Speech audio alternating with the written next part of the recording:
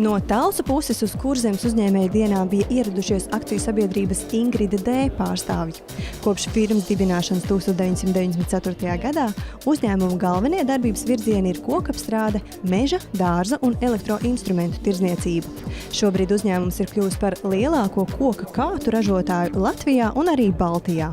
Mūsu galvenā nodarbošanās ir kokapstrāde, un mums vēl ir 2 veikali, viens Talsos, viens Dundagā, kur mēs piedāvājam meža un dārza tehniku.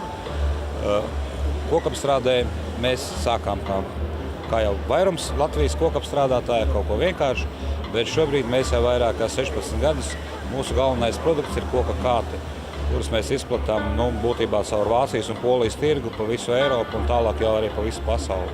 Mēs izmantojam savu mums vismīļāko koku, tas ir apse, jo izsenes koka kāti savulaik arī mūsu tēvu un tēvi ir ražojuši no apses, un apses ir tādā veidā pateicīgs koks, kad ir gan viegls, gan elastīgs, gan arī izturīgs. Un to ir novērtējuši arī mūsu pircēji visā pasaulē.